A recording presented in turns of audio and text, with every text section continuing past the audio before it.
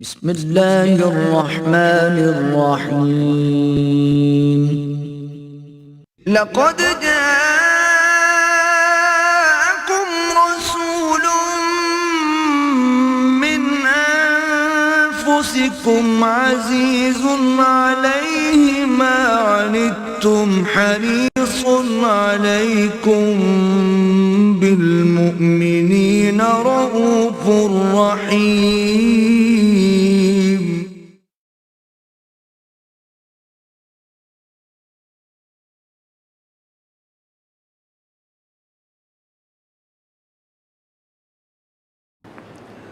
نحمده ونصلي على رسوله الكريم. اما بعد فقد قال الله تبارك وتعالى كما ورد في سورة المؤمنون: اعوذ بالله من الشيطان الرجيم، بسم الله الرحمن الرحيم. يا ايها الرسل كلوا من الطيبات واعملوا صالحا. وقال عز وجل كما ورد في سورة البقرة: یا ایھا الذین آمنوا کلوا من طیبات ما رزقناکم. صدق اللہ العظیم.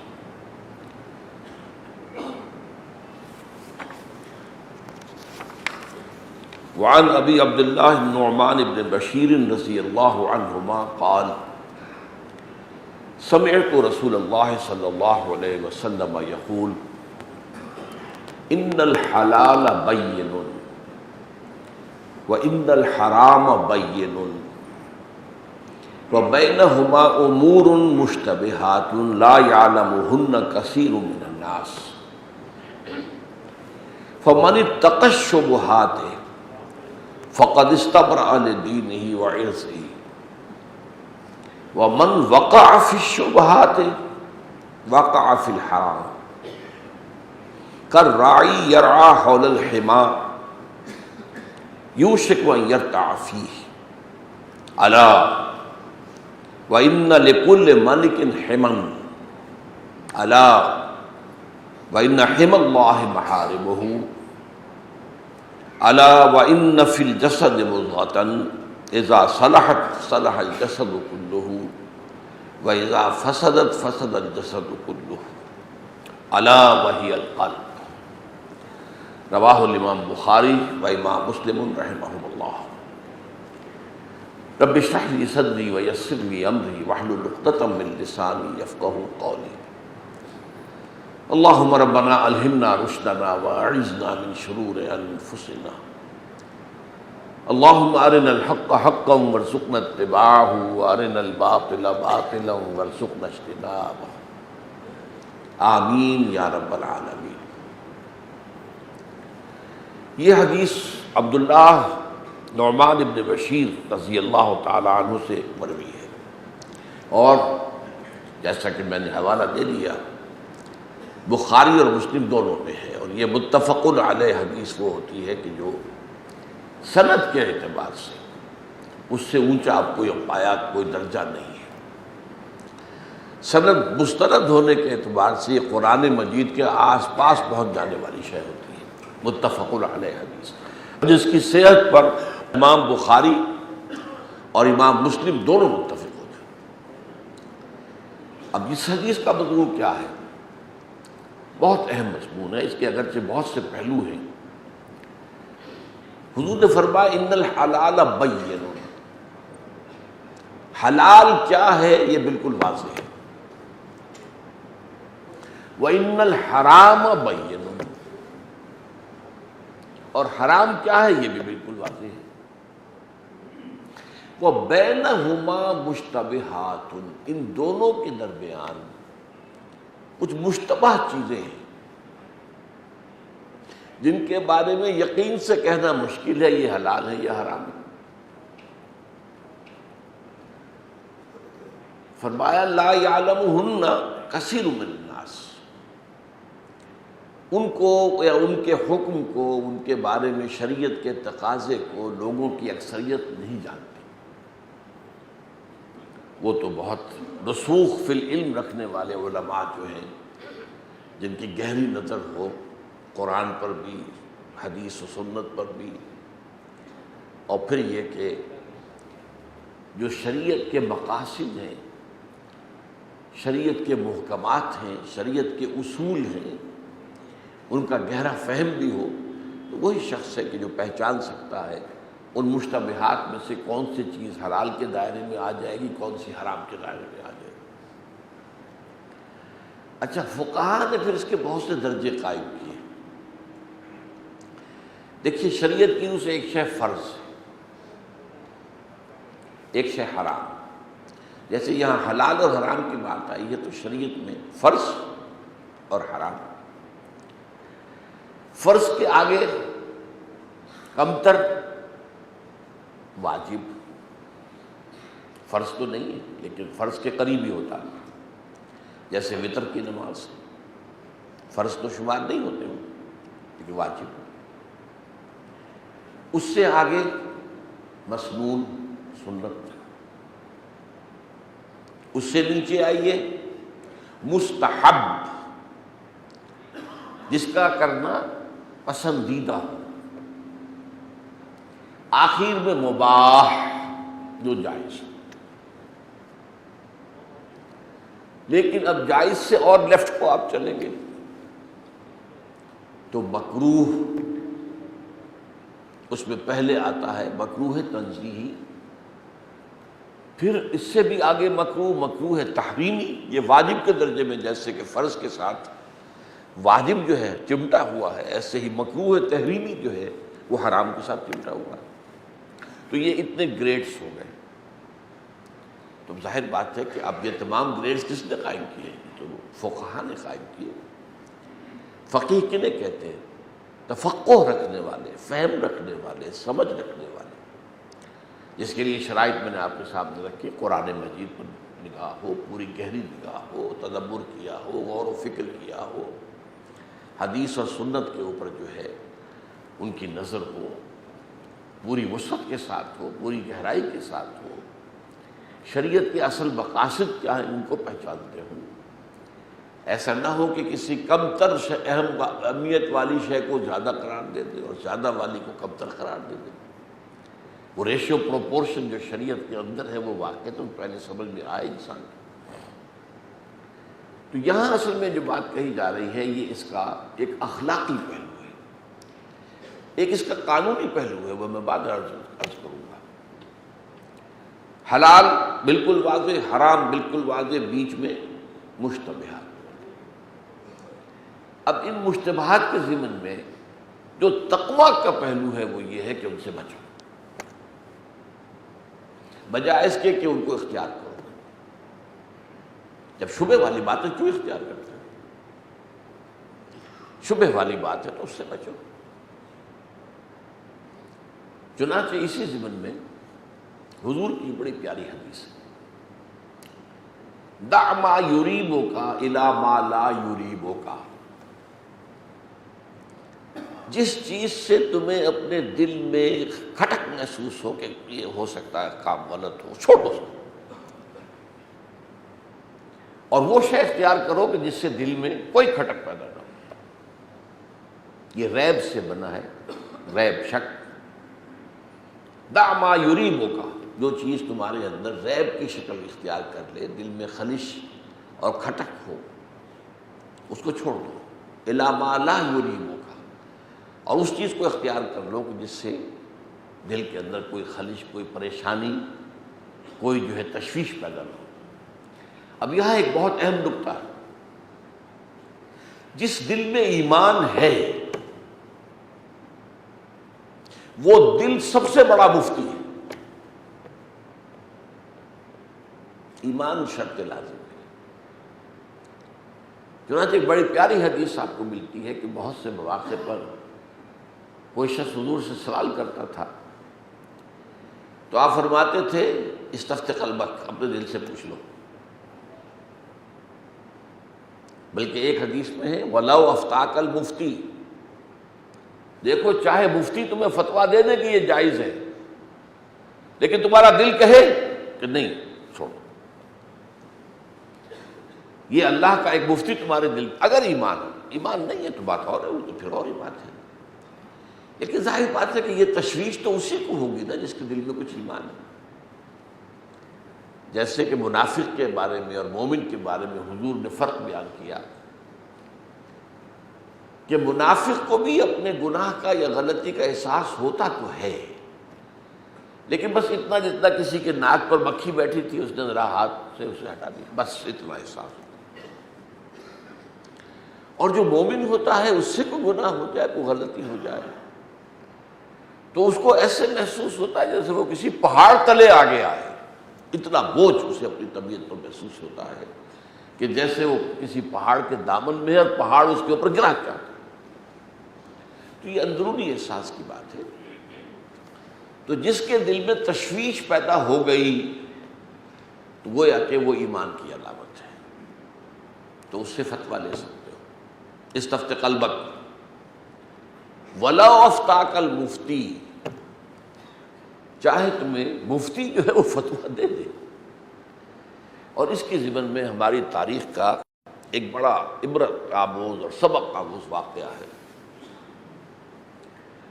نور الدین زنگی رحمۃ اللہ علیہ، جس کے پھر بعد میں جانشین بنے ہیں صلاح الدین ایوبی، فاتح بیت المقدس، عیسائیوں کے تقریباً یوں سمجھیے کہ 88 برس کا جو قبضہ تھا یروشلم پر، اس سے اس کو واگزار کرانے والا مجاہد اعظم صلاح الدین ایوبی، وہ اسی کے ساتھیوں میں سے، فوجیوں میں سے تھا، نور الدین زنگی کی۔ نور الدین زنگی کا بیٹا بیمار ہو گیا، شدید بیمار ہو گیا، سارے علاج معالجے فیل ہو گئے۔ اب اطباء نے کہا کہ اب ان کی جان بچنے کا ایک ہی امکان ہے کہ شراب پئیں۔ اس سے کہا گیا، اس نے کہا معاذ اللہ، حرام چیز میں کیوں استعمال کروں؟ کہ لذیذ فتویٰ ہے علماء کا کہ جان بچانے کے لیے حرام چیز استعمال کی جا سکتی ہے۔ بگوایا فتویٰ، فرض کیجئے کہ وہ حنفی مفتی کا ہو سکتا ہے دوسروں کے نزدیک نہ ہو،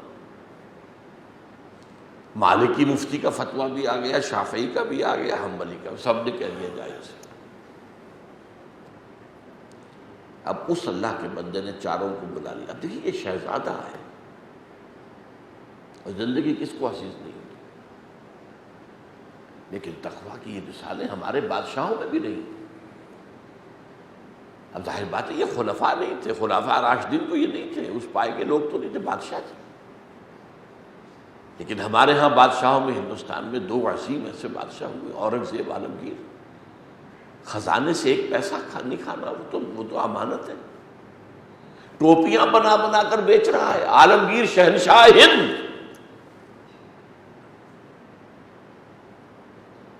اور قرآن مجید لکھ لکھ کر اجرت پر جو لے رہا ہے، اس کا کمائی کر رہا ہے۔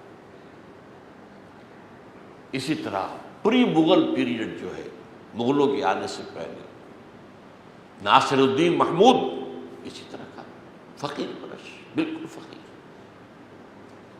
اب یہ بھی ایک بہت بڑی مثال ہے۔ انہوں نے چاروں مفتیوں کو بلا دیا، تو کہا مجھے یہ بتاؤ کہ اگر میری موت کا وقت آ ہی گیا ہے اللہ کی مشیت کے مطابق، تو یہ شراب مجھے بچا لے گی؟ نہیں۔ اور اگر اللہ مجھے صحت دینا چاہے تو کیا وہ شراب کا محتاج ہے کہ نہیں؟ تو اٹھاؤ، دفع ہو جاؤ، لے جاؤ اپنے فتوے۔ اس اللہ کے بندے نے جان دے دی، شراب نہیں پی۔ تو یہ ہے تقویٰ۔ تو تقویٰ کا پہلو یہ ہے کہ جو مشتبہات ہوں ان سے بچا جائے، بجائے اس کے کہ ان میں ملوث ہو جائے۔ البتہ قانون یہ نہیں ہے، قانون یہ ہے کہ جس شے کی حرمت ثابت نہیں ہے وہ حلال ہے۔ یعنی یہ نہیں ہے قانون کہ صرف وہ شے حلال ہوگی جس کی حلت ثابت ہو جائے۔ اگر ایسا ہوتا تو حلال کا دائرہ بہت محدود ہو جاتا۔ ہر شے کی حلت کے لاؤ کتاب اللہ سے کوئی آیت یا کوئی حدیث لاؤ۔ تو قانون کا معاملہ اس کے بالکل برعکس ہے، میں نے آپ کو بتایا جس شے کی حرمت ثابت نہیں ہے کتاب و سنت سے وہ حلال ہے، وہ مباح کہتے ہیں اس کو، مباح، پرمیسیبل، مباح پرمیسیبل، جس شے کی حرمت ثابت نہیں۔ یہ نہیں ہے کہ جس شے کی حلت ثابت نہیں وہ حرام۔ اس اصول کے تحت ہمارے ہاں مباحات کا دائرہ بہت وسیع ہے، بہت وسیع ہے قانونی سطح پر۔ اور یہ ایک اہم مسئلہ آپ کو میں بتا رہا ہوں، ویسے تو یہ تقدیر مبرم ہے، دنیا میں دوبارہ خلافت کا نظام قائم ہوگا اور وہ عالمی ہوگا۔ یہ تو دی ہوئی خبریں ہیں حضور صلی اللہ علیہ وسلم کی، جن کے بارے میں کسی شک و شبے کی گنجائش نہیں۔ البتہ اس سے پہلے کیا ہونا ہے، ہمیں ہماری شامت اعمال کس کس شکل میں ہمیں اب بھگتنی ہے، یہ دوسری بات ہے۔ اللہ کے عذاب کے کوڑے کیسے کیسے برسنے ہیں۔ ہم پاکستانیوں پر ایک کوڑا 1971 میں برسا تھا، اب کون سا کوڑا آنے والا ہے یہ میں نہیں کہہ سکتا، اس لیے کہ مستحق تو نہیں۔ ہم نے اللہ سے بے وفائی کی ہے، وعدہ خلافی کی ہے۔ ہم نے تو دعائیں مانگ مانگ کے اللہ سے یہ ملک لیا تھا، اللہ ہمیں انگریز اور ہندو کی دوہری غلامی سے نجات دے دے تو ہم تیرے دین کا بول بالا کریں گے۔ کہاں کیا ہم نے؟ محل بنائے ہیں ہم نے، کئی کروڑ روپے کی ایک کوٹھی جو ہے آپ کو ڈیفنس میں مل جائے گی۔ ڈیفنس میں کیا، آپ کو یہاں چلے جائیے جوہر ٹاؤن کے اندر، ادھر ہر جگہ معلوم ہوتا ہے کہ جنت ہی جنت ہے پاکستان۔ تو شاید یہاں پر تو کوئی غربت کا کوئی سوال ہی پیدا نہیں ہوتا۔ یہ تو کیا ہے، یہ کوئی اسلام کہاں ہے؟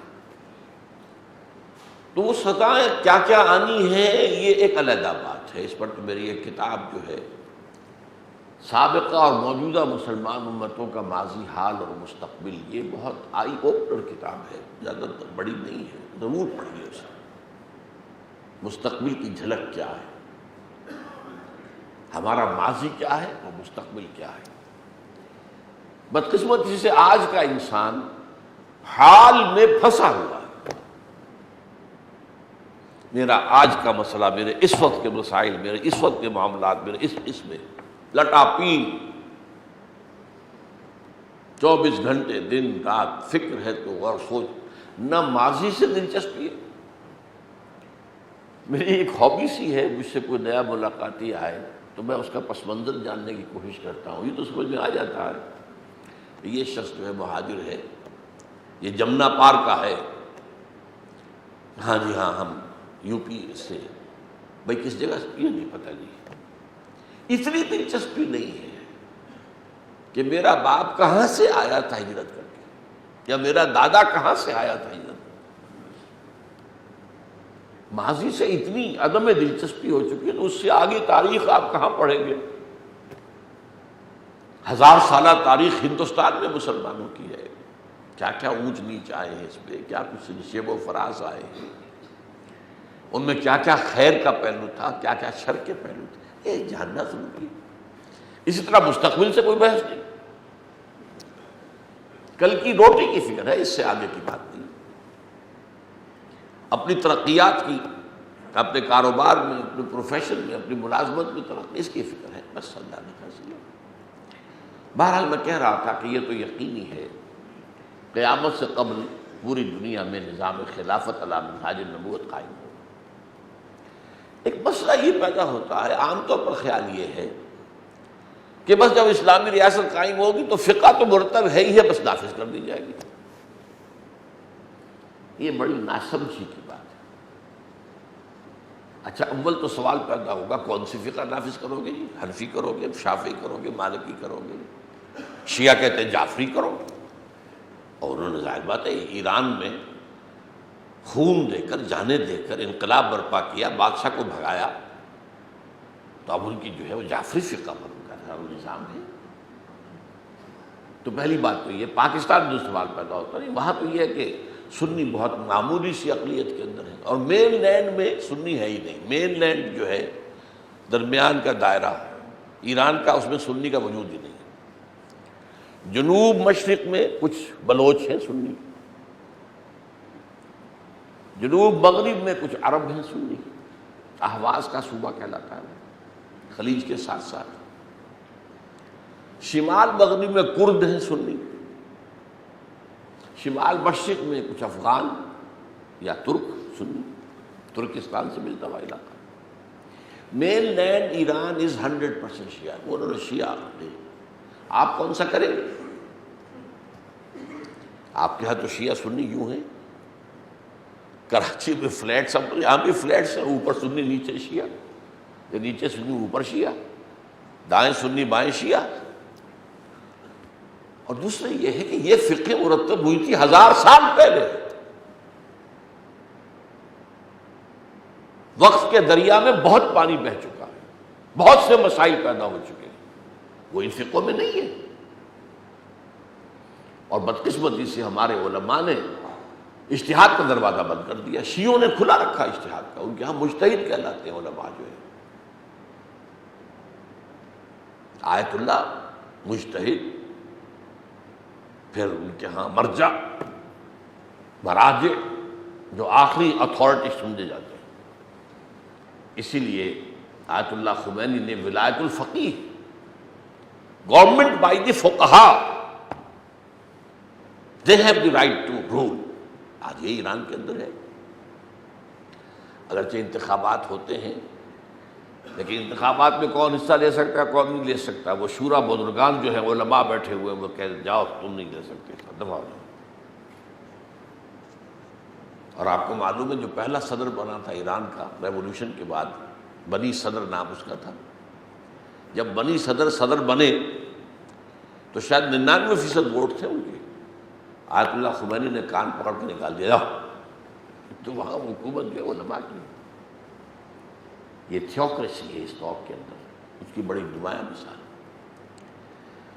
تو اصل میں اس دور میں اللہ کرے کہ پاکستان اللہ قبول کر لائے اور ہمیں توبہ کی توفیق عطا فرما دے، اگرچہ آثار کوئی نہیں ہے۔ تو یہاں پر کیا ہوگا؟ کیا کوئی نئی لیجسلیشن نہیں ہوگی؟ قانون سازی ہوگی، اثر نو ہوگی۔ مباحات کے دائرے میں آپ نئے قوانین بنائیں گے، مباحات کے دائرے۔ ہاں جو چیز کتاب و سنت سے ثابت ہو گئی اس کے بارے میں کتاب و سنت سے، یہ نہیں کہ یہ فقہ حنفی کی رائے یہ ہے اور فقہ مالکی کی رائے یہ نہیں۔ پرسنل لاء میں تمام فقہوں کو ایکنالج کیا جائے، ٹھیک ہے، ذاتی آپ معاملات، شادی بیاہ کے، وراثت کے، آپ اپنی فقہ عبادات کے، آپ فقہ حنفی کے تحت کرنا چاہتے ہیں کریں، فقہ شافعی کے تحت کرنا چاہتے ہیں کریں، فقہ جعفری کے تحت کرنا چاہتے ہیں کریں۔ یہ عبادات اور آئلی قوانین اور وراثت وغیرہ کے معاملات جو یہ پرسنل لاء شمار ہوتا ہے، لیکن لاء آف دی لینڈ میں کوئی فقہ جو ہے وہ تسلیم نہیں کی جائے گی، بلکہ ساری فقہیں جو ہیں وہ ہمارا کامن ہیریٹاج ہے،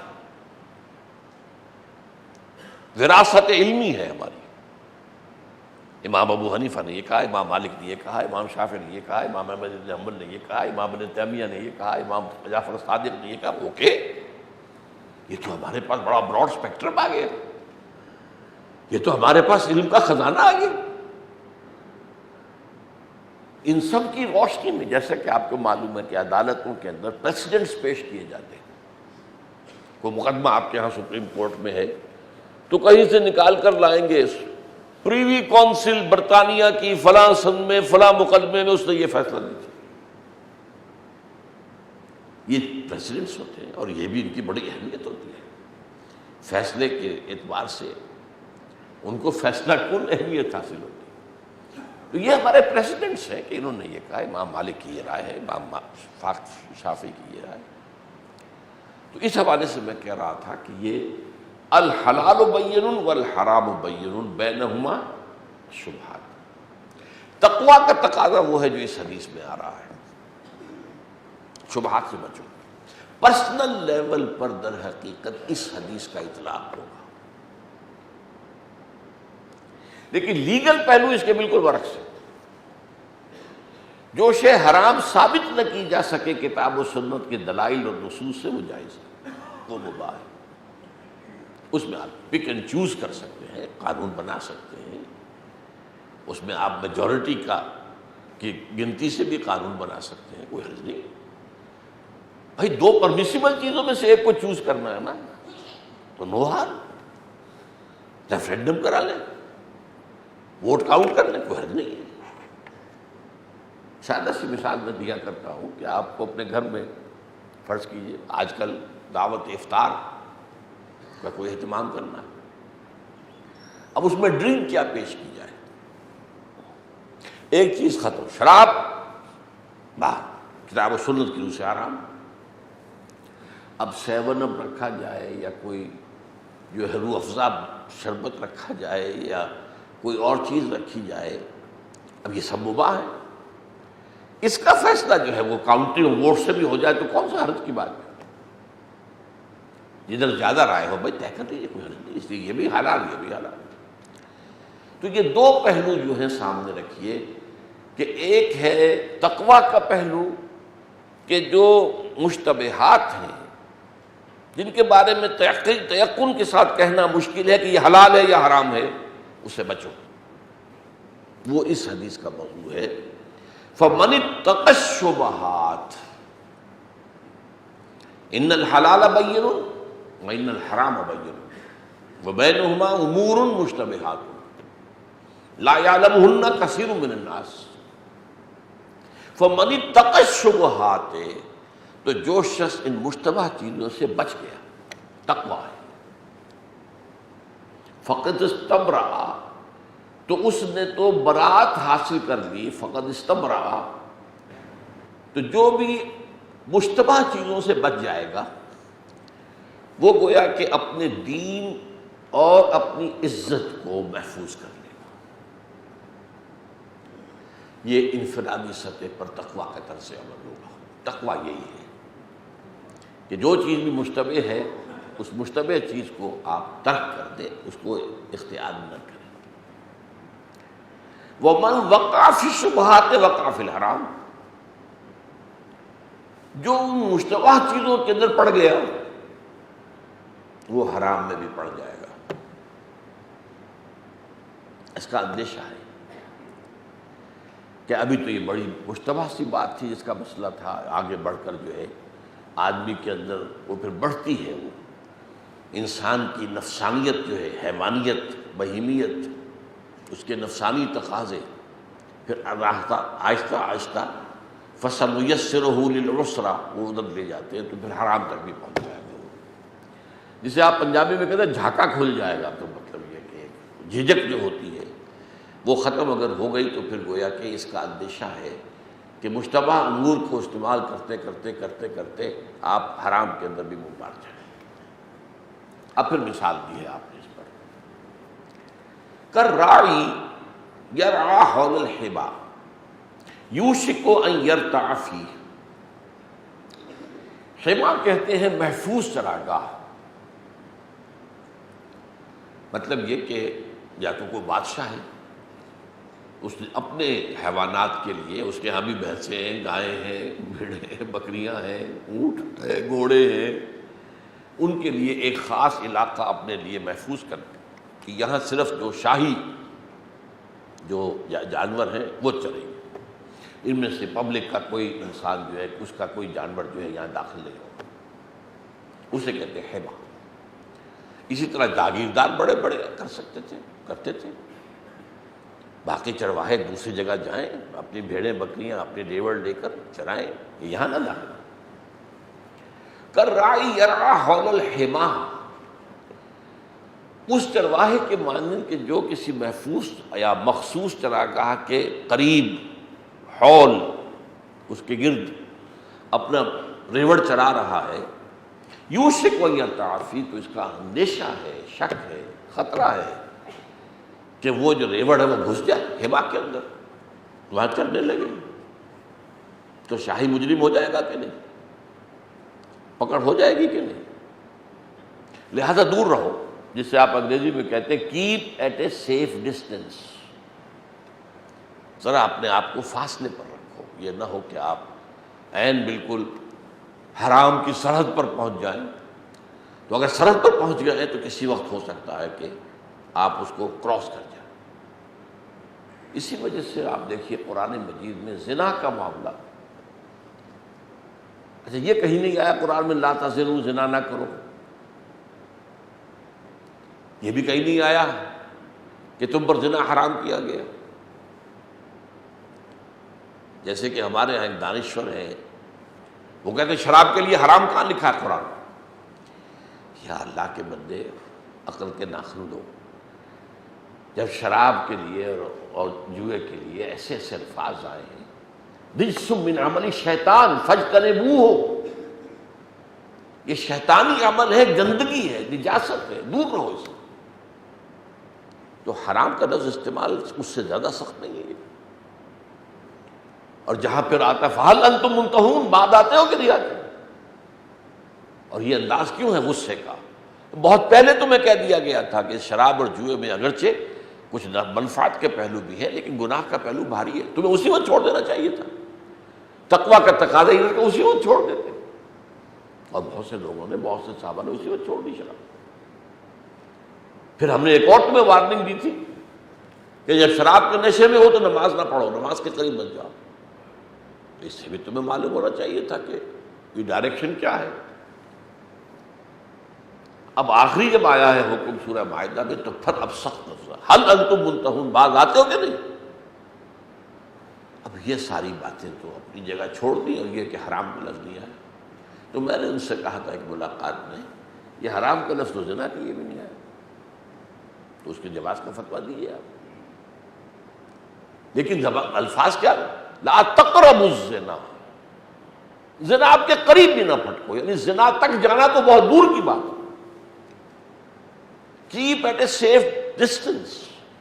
یہ سارا جو ہمارا آئلی نظام ہے، پردہ ہے، سیگریگیشن آف سیکسز ہے، مخلوط معاشرہ نہ ہو، لڑکوں کے کالج علیحدہ ہوں، لڑکیوں کے علیحدہ ہوں، لڑکوں کی یونیورسٹی علیحدہ ہو، لڑکیوں کی علیحدہ ہوں، عورتوں کے ہسپتال علیحدہ ہوں، وہاں عورتیں مریض، عورت ڈاکٹر، عورت نرس، مردوں کے ہسپتالوں تو مرد مریض، مرد ڈاکٹر، مرد نرس ہونے چاہیے، عورت نہیں ہونی چاہیے۔ یہ شریعت کے خلاف، اور پھر جو کچھ ہوتا ہے وہاں وہ سب کو معلوم، کون نہیں جانتا۔ آگ اور پانی کا میل، نائٹ ڈیوٹی پر ڈاکٹر بھی ہے، نرس بھی ہے، نائٹ ڈیوٹی،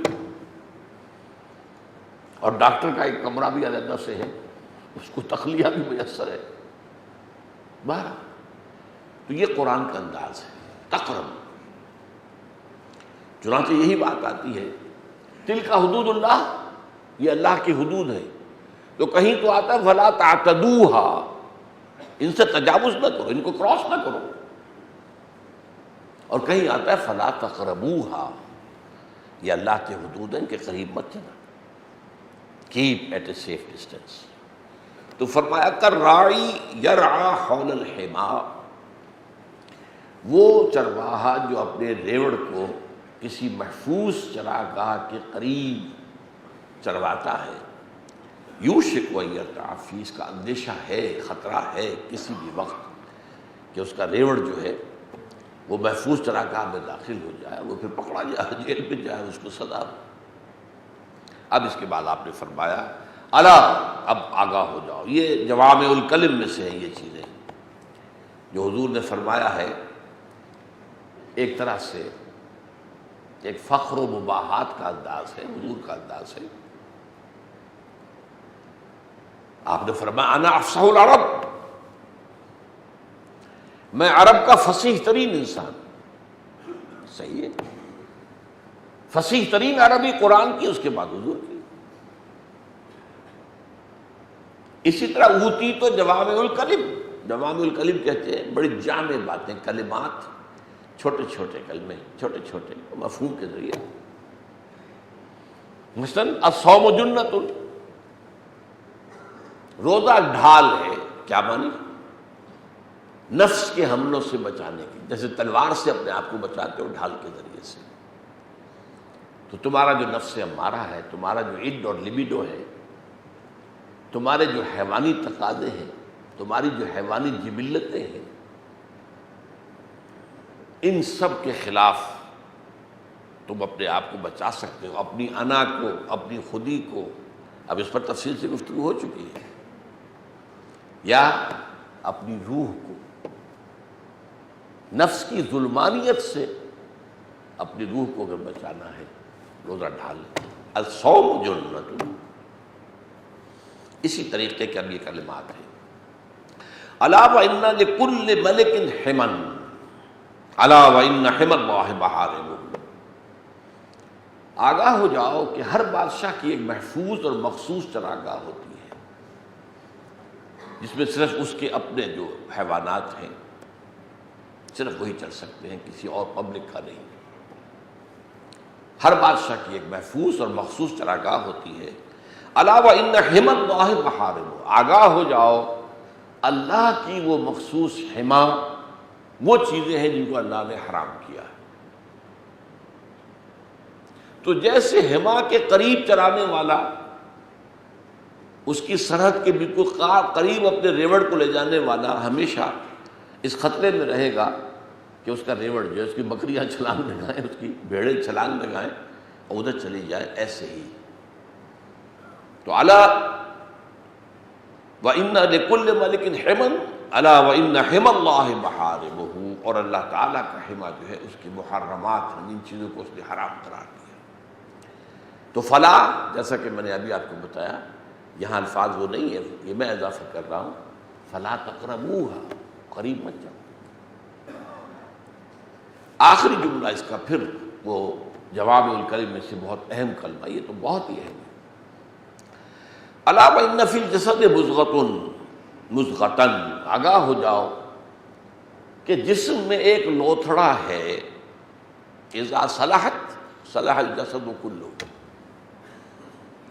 جب وہ صالح ہو جاتا ہے، درست ہو جاتا ہے، تو پورا کا پورا جسم درست ہو جاتا ہے۔ وَإِذَا فَسَدَتْ فَسَدَ الْجَسَدُ كُلُّهُ، اور جب اس میں فساد ہو، اس میں خرابی ہو، اس میں برائی ہو، تو پورا جسم جو ہے برا ہو جاتا ہے۔ الا وہی القلب، آگاہ ہو جاؤ کہ وہ دل ہے۔ یہ ہے وہ بات جو آ گئی، جو قرآن کے حکمت اور فلسفے کی ہے، جو میں روزے کی عظمت صیام و رمضان جو ہے اس کے بارے میں صیام و قیام رمضان مبارک بیان کر چکا ہوں۔ یہ 3 لیولز ہیں، نفس امارہ، قلب، روح۔ انہی کو 3 کو آئیڈینٹیفائی کیا ہے فرائڈ نے، اور میں اس حوالے سے اس کی ایکوٹی آف ویژن جو ہے، ایکیوٹنس آف اس ویژن، اس کے مشاہدے کی، اس کا میں قائل ہوں، اگرچہ اس کی تعبیر اس نے غلط کی ہے۔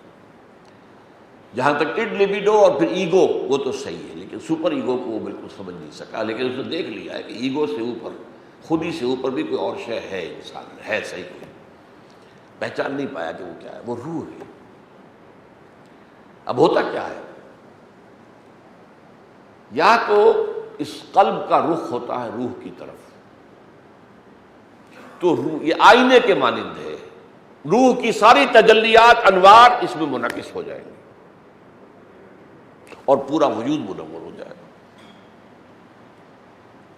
یا اس کا رخ ہو جائے گا نفس امارہ کی طرف، تو نفس امارہ کی ساری ظلمات، تاریکیاں وہ منعکس ہو جائیں گی اور سارا جسم خراب ہو جائے گا۔ اب بات خاص طور پر جو ہے دلچسپی کی ہوئی ہے کہ قلب کو کہتے ہی قلب اس لیے، یہ مادہ جو ہے بدلنے کے معنی میں، انقلاب قلب سے بنا ہے، بدل جانا۔ قلب لک الامور، اے نبی، یہ منافق آپ کے معاملات کو تلپٹ کرنے کی کوشش کرتے رہے۔ اب حضور کی اپنی ایک پلاننگ ہے، وہ کوئی ایسا سرہ چھوڑتے تھے بیچ میں تاکہ وہ پلاننگ ختم ہو جائے، خراب ہو جائے۔ تو قلب کے معنی یہی ہے، تو قلب بدلنا، یہ قلب وہ شے ہے آپ کے پورے جسم کے اندر ہر عضو کے لیے آرام کا وقت ہوتا ہے۔ مسلز کو بھی آرام چاہیے، بہت زیادہ مشقت کی ہے، تھک گئے ہیں، تو اب اسے آپ ریسٹ دیں گے، تب وہ ریجوینیشن ہوگی۔ دماغ کو بھی آرام کی ضرورت ہے، آپ سوتے ہیں تو دماغ آرام کرتا ہے۔ یہ بات اور ہے کہ دماغ کے آرام کی اتنی ضرورت نہیں ہوتی جتنا ہم سوتے ہیں، پھر دماغ جاگ جاتا ہے۔ آپ سو رہے ہیں، لیکن دماغ اپنا کام شروع کر دیتا ہے تو اس میں پھر خواب آتے ہیں یا کوئی اور اس طرح کی چیزیں جو ہیں. تو قلب جو ہے وہ ایک عضو ہے ہمارے جسم کا جس کے لیے آرام نہیں ہے، کوئی آرام نہیں، کوئی چین نہیں، نہ ایک حالت میں ہے، پھیل رہا ہے سکڑ رہا ہے، پھیل رہا ہے سکڑ رہا ہے، پھیل رہا ہے سکڑ رہا ہے.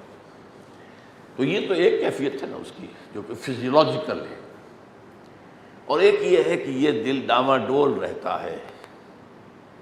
اگر یہ دل یکسو ہو کر روح کی طرف ہو جائے تو اس کیفیت کا نام ہے نفس مطمئنہ. یا ایتھا النفس المطمئنہ ترجعی الی ربک راضیۃ مرضیہ فادخلی فی عبادی وادخلی جنتی. اللہ تعالی ہم سب کو وہ نفس مطمئنہ عطا فرمائے کہ آئینہ قلب مستقل طور پر روح کی طرف رخ کیے ہوئے ہو، اور روح کی تجلیات وہ تو ربانی تجلیات ہے، روح کا تعلق ابر رب سے ہے، تو پورے وجود میں سرایت کر جائے گی. لیکن اگر خدا نخواستہ اس کا مستقل رخ جو ہے نفس امارہ کی طرف سے، یہ وہ ہے ان النفس لامارۃ بالسوء. اور کچھ لوگوں کا یہ ڈاواڈول رہتا ہے، پھر اس کو نفس لوامہ کہتے ہیں. وہ اچھا کام کیا تو اندر سے شاباش ملتی ہے، تم نے ٹھیک کیا ہے، دل کہتا ہے یا روح کہتی ہے، شاباش دیتی ہے. برا کام کیا تو وہ روح ملامت کرتی ہے، تو وہ بیچ بیچ میں ادھر سے ادھر، ادھر سے ادھر. وہ جو سورہ توبہ میں بھی آیا ہے خلطوا عملا صالحا وآخر سیئا. کچھ لوگ ایسے بھی ہوتے ہیں جو خلط ملط کر لیتے ہیں اچھے کاموں کے ساتھ برے کام بھی، تو کچھ درمیانی لوگ ہوتے ہیں. اب ایک بات میں کہنا چاہتا تھا، وہ یہ جو اسی حدیث کے حوالے سے دیکھیے، دو معاملات ایسے تھے جو حضور کی حیات طیبہ کے آخری دور میں ان کے آخری فیصلے ہوئے ہیں. اور اس زمانے میں آپ کو ہمارے کمیونیکیشن چینلز تو کوئی تھے نہیں، کوئی ٹیلی ویژن پر اعلان ہو جائے کہ آج سے یہ ہو گیا، پورے ملک میں پہنچ جائے. ربا کی حرمت آئی ہے بالکل آخری دور میں، سن 9 میں. اب ربا کن کن چیزوں میں ہے، کن کن چیزوں میں ہے، اس کی تفصیل حضرت عمر فرماتے ہیں رضی اللہ تعالی عنہ کہ حضور کا انتقال ہو گیا اور ہمیں پوری طرح معلوم نہیں ہو سکا کہ کن کن چیزوں میں ربا ہے. یہ ایک بڑا اہم علیحدہ مسئلہ ہے، پھر کسی وقت تفصیل سے گفتگو ہوگی اس پر. تو آپ نے پھر اسی حدیث کے مطابق سمجھیے فرمایا فَدَعُوا الرِّبَا وَالرِّيبَا. تو دیکھو تم سود کو بھی چھوڑ دو، اور جس میں سود کی کوئی شک بھی پیدا ہو جائے، شبہ بھی پیدا ہو جائے کہ اس میں سودی معاملت چھوڑ دو. جیسے کہ یہاں آیا فَمَنِ اتَّقَى الشُّبُهَاتِ فَقَدِ اسْتَبْرَأَ لِدِينِهِ وَعِرْضِهِ. جو وہ مشتبہ چیزوں سے، مشتبہات سے اپنے آپ کو بچا لے گیا، اس نے اپنا دین بھی محفوظ کر لیا، عزت بھی محفوظ کر لیا. ہمارے ہاں برعکس ہو رہا ہے. یہ بینکنگ ہے، یہودیوں کے ذہن کی پیداوار ہے، بدماش ترین ذہن کی پیداوار ہے. اقبال کہتا ہے ای بنوک ای فکر چالاک یہود. بنوک بینک کی جمع، یہ بینک جو ہے یہ تو یارانہ فکر جو ہے یہودیوں کی، اس کی پیداوار ہے. ای بنوک ای فکر چالاک یہود نور حق از سینہ آدم ربود. وہ جو روحانیت کا نور تھا سینہ آدم کے اندر، اس نے اس کو نکال کر دور پھینک دیا، انسان کو درندہ بنا دیا، حیوان بنا دیا. تا تہو بالا نہ گردہ دی نظام. اس کی اصلاح ممکن نہیں ہے جب تک تہو بالا نہیں ہوگا، تلپٹ نہیں کیا جائے گا، ختم نہیں کیا جائے گا، توڑا پھوڑا نہیں جائے گا. تا تہو بالا نہ گردہ دی نظام دانش و تہذیب و دین سودائے خام. کہاں کی دانش، کہاں کی تہذیب، کہاں کا دین، کسی بھی چیز کا کوئی امکان نہیں. تو حضرت عمر کی حدیث کا اس سے تعلق ہے قول کا دعوا الربا والربا. اللہ تعالی ہمیں حق کو پہچاننے کی توفیق دے اور مشتبہات سے بھی اپنی انفرادی زندگیوں کے اندر ہر طرح سے بچنے کی توفیق عطا فرمائے. آمین یا رب العالمین.